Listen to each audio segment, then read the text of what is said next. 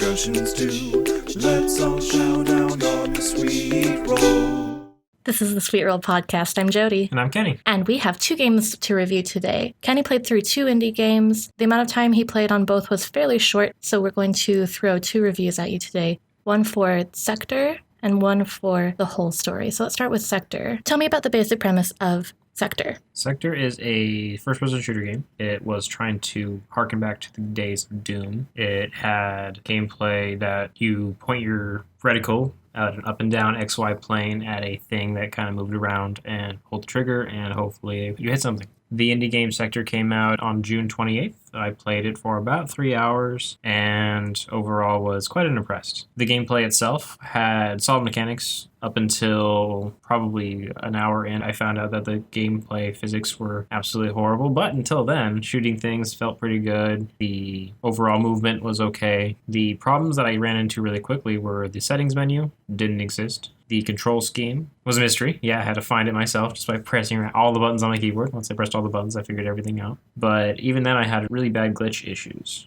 The ammo that spawned off of enemies couldn't be picked up most of the time. And when you ran out of ammo, you just died because you couldn't do anything in the game. There was no melee. It's hard to play, not because it's hard. The developers actually updated the game since it came out and put a little subtitle that says the hardest game ever. But it's the hardest game because it's incomplete and you physically can't finish it without glitching through levels and doing weird things. The physics is just completely broken. If you jump on an object that's movable, you fly through the object, it hurts you, and you might even land outside the level and just die. If you want to play a hard game, you want it to be difficult because there's a challenge, really difficult enemies or very difficult puzzles that you need to solve, but not because the physics are weird. Yeah, so if you want a difficult game, you want a game that is fair in its difficulty. You messed up, so you died. Perfect. Not, you jumped on the wrong pixel, so you flew through the map and got instantly annihilated is not a fair game. It was very frustrating. I streamed it for like 3 hours, got to level 5, got to a stacking puzzle. You had to stack crates so you can get to a higher ledge. I couldn't jump on the crates because I kept jumping through the level. I broke the level like 4 times, but I never got to the top of the plate.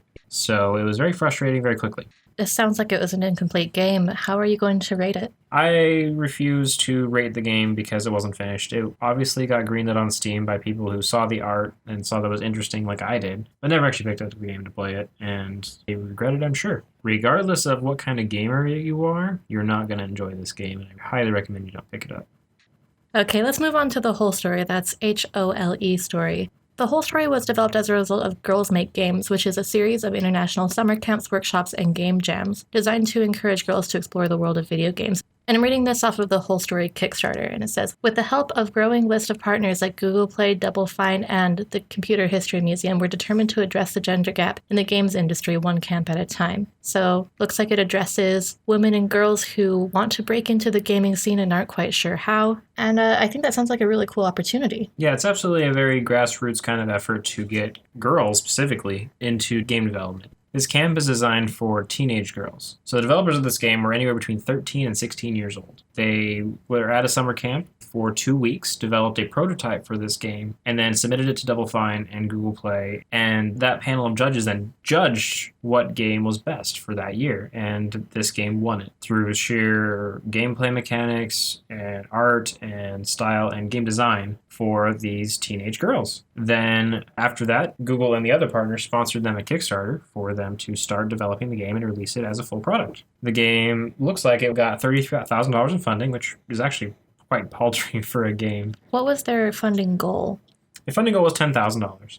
After $10,000, they would release it on Steam. Then they had stretch goals up to around $50,000, which would add a bunch of stuff into the game. And as usual, how Kickstarter goes, you add more money, the developers add more stuff. This one got around $30,000, which was 3 times the amount of the base, which should have added an expanded game world, riddles, explorable town and castle, new places, documentary, and console ports. I don't know much about the console ports if those ever happened. I did play this on Steam, and I believe the game hasn't been out long enough for it to be able to be ported. But when I played, the game seemed pretty primitive. They did have a year to develop it, which is really short for a game, to be honest. But the premise of the game was fine. The game wasn't glitchy in the fact that you had just had game-breaking bugs. The game often did crash on me, which was an issue. But it had a settings menu. I could window it. I could put on whatever resolution I wanted it to. So that part of it was polished, and overall the game was pretty polished. The crashing issues never got resolved. It only happened I think 3 or 4 times in like the hour and a half I was playing it. But it's still an issue, especially when it's a save-based game. It did have an autosave function, which was good. So when I died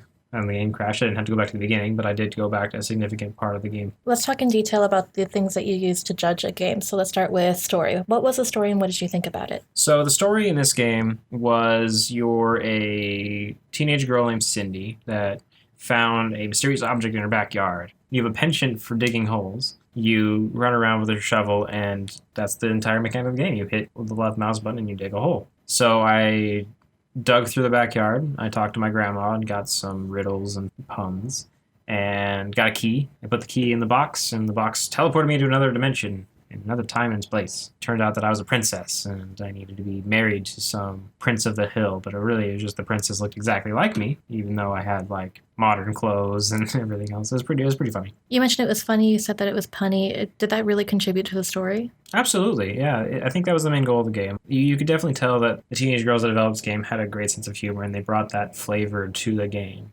There aren't games that do this. That's why I play indie games, is because you're able to find games that have a lot of flavor and personality to them. They're not made to be giant games that everyone will enjoy and everyone will play. They're meant to be extensions of the developers. And kind of an intimate form of expression, even. Yeah, it's absolutely an art form. Unlike AAA titles, you're never going to find Call of Duty as an art type game. Let's move on to gameplay and mechanics. You said that pretty much you are able to talk to people and read riddles and dig holes. Yes, that is basically the entire game. So you have like 6 buttons. You can move around. You can open your inventory, so you can actually see what items that you've collected. You can dig a hole. Digging a hole either does nothing, or you get an item. You can talk to people and interact with any object, and it's the same button. It's the space bar. That's it. So it's not very complicated. Was it satisfying and kind of easy to pick up?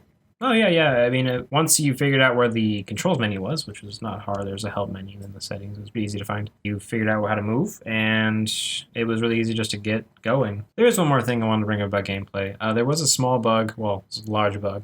Some of the quests you didn't actually have to complete, so you'd find the quest giver and like, oh, you can't pass this bridge until you bring me a snail, or some other riddle that you'd have to go. You could just walk past the NPC and not have to worry about it, which was kind of funny. It shortened the game quite a bit if you just didn't do the quests that you needed to do. But overall, it was acceptable, and it wasn't like game-breaking, and it didn't cause weird things to happen. Tell me about the art style of the game. So the art style was pretty basic. Think of like a old Super Nintendo game.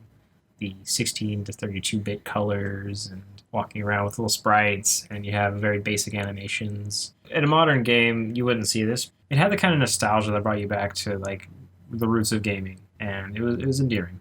Tell me about sound. I don't remember the sound too well, which is a good sign most of the time. A good sound design is either you make it amazing, like Zelda, or you make it non-obtrusive and adding to the experience. In this case, I found that the game was very whimsical because the sound is in the background without me noticing it.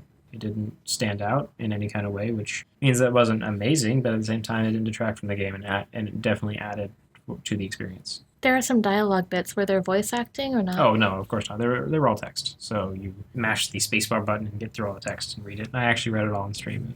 It was quite fun. Finally, tell me about the audience that this game was intended for. This game markets to indie gamers. Indie gamers as a whole. If you enjoy indie games and the kind of flavor that indie games bring, you would enjoy this game. It doesn't exclude women, it doesn't exclude men, it doesn't exclude disabled people. There's no mechanic or anything in this game that people would find troubling if you were any kind of demographic other than someone that hates indie games. So there aren't any troubling characters or actions, but who does this game represent? Who would especially like this game? The fan of witty humor and indie games, absolutely. Although this game was developed by girls and women at a camp that encourages girls and women to develop, you wouldn't say this game is marketed specifically toward girls and women, and you, as a 22-year-old man, were happy playing it. Absolutely, yeah. I didn't find anything in there that was troubling. There were stories of princesses and unicorns. It was definitely satirical on the traditional, like, this is what a girl likes. That's what girls do. And you can tell it's a satire because it's absolutely hilarious. And so if you picked up on the satire, like anyone loving of witty jokes would, you definitely would not be excluded from enjoying the game. Let's move on to ratings. What would you rate gameplay? The gameplay I would give a 3 out of 5, simply because it crashed. The mechanics that the game gave you weren't glitchy, and you got what you expected. What would you rate the story? Story, probably a 3 out of 5, just as average. There was no twists, and it was just go down this path. You have a map to go do it. Art, Art was definitely a 4 out of 5. It actually added to the game very well. music, 4 out of 5. It didn't detract at all. It didn't have any glitches, and it was definitely very good. and audience. Audience was a 5. It was non-exclusive to any demographic of gamer. Okay, there you have it. That's Sector and the whole story. Our recommendation, don't play Sector. Do pick up the whole story. Be sure to catch us Friday where you can get your little tidbits of news for the week. And then on Tuesday, I'll be reviewing Amygdala, which is an action platformer with a mysterious element reminiscent of The Binding of Isaac. That's all we have for you today. Thanks for tuning in and happy gaming.